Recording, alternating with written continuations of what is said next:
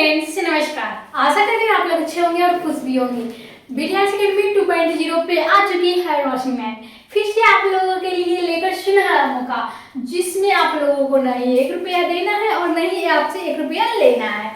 चलिए, मैं आप लोगों से आज फिर से लेकर आ चुकी हूँ बीएड से संबंधित VVI क्वेश्चन, जिसमें आप लोगों को EPC 2 पढ़ाया जा रहा है, जिसमें ड्रामा आर्ट इन एजुकेशन पढ़ाया जा रहा है, यानी शिक्षा में नाट्य एवं कला की बात की जा रही है, जिसमें आप लोगों को हर एक अपडेट दी जाएगी। तो चलिए, आज हम आप लोगों को बताने वाले हैं जिनका भी सेशन 25 से 27 है और 26 से 28 होने वाला है, उन सारे बच्चों के लिए मैं लेकर आ रही हूँ बीएड से संबंधित जो भी कोर्स हो वो फ्री में। तो चलिए, मैं आज पढ़ाने वाली हूँ क्या आप लोग जानते हैं EPC 2 में आप लोगों को ड्रामा आर्ट इन एजुकेशन बतलाई जाएगी, जिसमें आप लोगों को बिहार के कोई भी यूनिवर्सिटी से अगर आप बीएड कर रहे हैं और आपका सेशन 25 से 27 है तो आप लोगों के लिए फ्री मुफ्त क्लास कराया जाएगा। लेकिन आप लोगों को मैं बता दूं, आप लोग फ्री क्लास को भी आप लोग नहीं देते हैं, तो इसीलिए आप लोगों को क्या कराया जाएगा, आप लोगों को 1 रुपया तो जरूर ही मांगे पर पढ़ना पड़ेगा,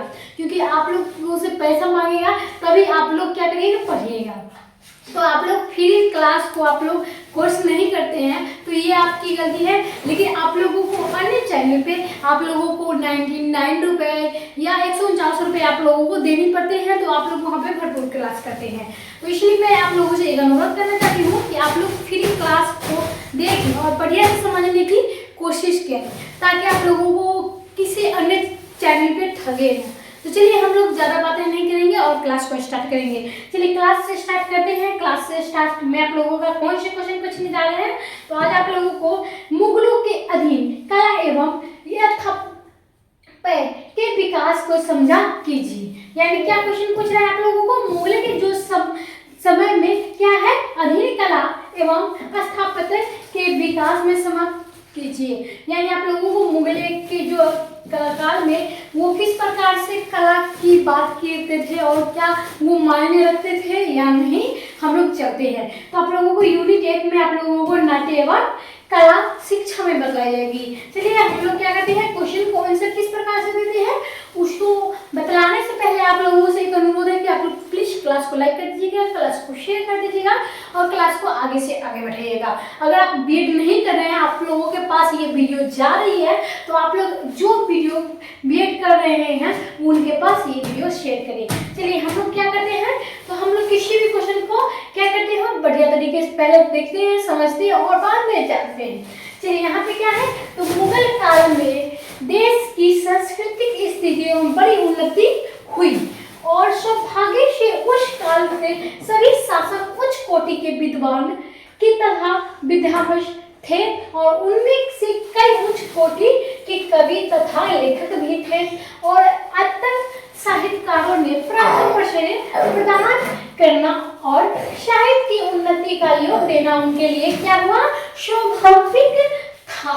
अब हम लोग आगे चलते हैं भवन निर्माण कला एवं वास्तु कला की बात। तो हम लोग मुगल शासकों ने 2 शताब्दी में राज्य कला में अनेक भवन बनवाए, जो शैली तथा कला प्रवृत्ति भवनों से भिन्न और क्या श्रेष्ठ था, जिसमें इन भवनों को देखने से ज्ञात होता है कि अनेक ऊंचे ऊंचे गुंबद, उनके कोने पर पतले छोटे मीनार, रंग बिरंगी पच्चीकारी, जराऊ काम और सुंदर नक्काशी मुगलों कॉलोनी में क्या किया गया है, वास्तुकला को प्रमुख विशेषताएं बतलाई गई है, जिसमें क्या है, इसके अतिरिक्त जो मुगल इमारतों में दृढ़ता तथा विशालता की बात कर ले और गुण में विद्वान है और भूषण के मत में मुगलों का भवन कला तथा उसकी शैली से विदेशी मुगल काल से स्थापित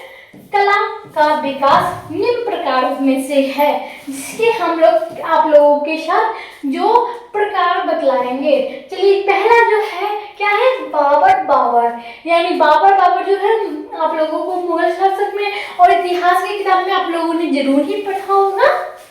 हम क्या करेंगे, तो बाबर ने समरकंद का चिरहा बाग देखा था और उसने जहाँ के सुंदर स्थान गृह भी देखे थे और उसे दिल्ली और आगरा के विशाल भवन में पसंद आए, और न ही उसकी भारतीय वास्तुकला के संबंध में अच्छी राय थी। और उसने भारत की शाही इमारतों का निर्माण के लिए क्या किया गया, तो कुतुब दुनिया के कुशल कारीगरों के बुलाया और जिन्हों कई स्थानों पर भवन बनाने के तैयार किए गए। और क्या है, तुझ के गुवारे के अनुसार यह कहना था कि केवल आगरा में ही 680 कारीगर शाही इमारतों को बनाने में लगे हुए थे। और क्या, फतेहपुर में सिकरी, धौलपुर में बियाना तथा ग्वालियर में काम करने वाले शगनराशों की जो संख्या है वो 1451 थी। और मैं बात कर लूँ आगे, तो बाबर द्वारा निर्मित भवनों में से अधिकांश तो समय पाकर नष्ट हो गए थे और केवल 2 ही इमारतें बच गई थी, जिनमें एक तो पानीपत का मस्जिद था और दूसरी क्या थी, तो वो था जमा मस्जिद। यानी यही 2 इमारतें बच गई थी, जिसमें नाम था पानीपत का मस्जिद और जमा मस्जिद। यहाँ पे हम लोग जहांगीर की बात कर ले, जहांगीर में यदि जहांगीर कलाकारों के महान संरक्षक था, तथापि इसे भवन बनवाने का शौक नहीं था, लेकिन उसके शासनकाल में अपेक्षाकृत कम भवनों का निर्माण हुआ और उसके समय में सुप्रसिद्ध इमारतों केवल इमामदौला और जहांगीर के मकबरों की इमामदौला के मकबरा जो आगरा के यमुना नदी के बाएं किनारे पर स्थित है।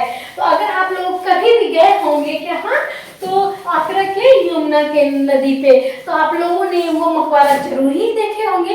कौन कौन से बच्चे ने यह मकबरा देखा है यमुना नदी के पास, जरूर ही बताइएगा और लाइक जरूर ही कीजिएगा। जो जो बच्चे किए हैं वो कमेंट करिएगा अपना नाम और अपना पता।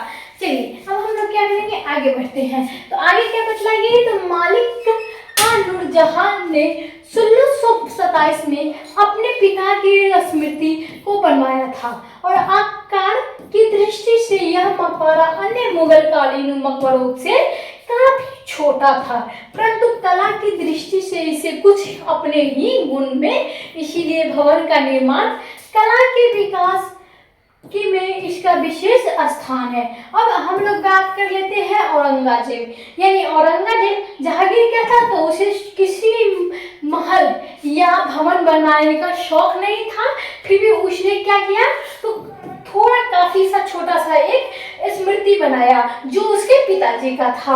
अब हम क्या कहते हैं, औरंगजेब के भवन निर्माण कला में रुचि नहीं थी और न ही उसने दक्षिण संबंधित युद्ध के व्यस्त होने का कारण इस क्षेत्र में विशेष कार्य करवाया। तो बढ़ते हैं और आप लोगों को बताने की कोशिश करेंगे, जिसमें क्या थी, तो उसमें आप लोगों को इसके शासनकाल में 2 प्रसिद्ध भवन लाहौर और बादशाही मस्जिद और दिल्ली के लाल किला भी स्थित है। और मतुतिक मस्जिद जो था, इस मस्जिद में सम्राट और शाही महल की स्त्रियों नमाज पढ़ती थी और शाहजहां की जो भवन निर्माण संबंधित थी वो परंपराओं पर आधारित यह मस्जिद इस दृष्टि से आखिरी भवन है। और औरंगजेब ने 1678 ईस्वी में अपनी मालिका दुरानी का मकबरा औरंगजेब में बनवाया था और यह भवन ताजमहल के निर्माण से केवल 40 वर्ष बाद स्थापित हुआ और यह मकबरा कला की दृष्टि से ताज की घटिया है। यहाँ पे आप लोगों ने जान चुके होंगे कि आप लोगों को क्या था, तो मुगलों के अनुसार जो आप लोगों के हैं 3 बातें बतलाई गई है, औरंगजेब, जहांगीर और बाबर की बातें बतलाई गई है। तो आप लोगों को यह आज का क्लास कैसा लगा जरूर ही बताइएगा और कमेंट बॉक्स में जरूर ही बताइएगा। और आप लोग क्लास के लास्ट में फीडबैक जरूर ही देना पसंद करिएगा, ताकि मैं आप लोगों को बता दूं। अगर आप लोग फीडबैक दीजिएगा तो मैं आप लोगों को अच्छे से अच्छे क्लास करा के दूंगी, जिससे आप लोगों को क्या होगा, बीएड से जो है बहुत ही क्लियर और अच्छे परिचय से आप लोगों का निकल सकता है। चलिए धन्यवाद।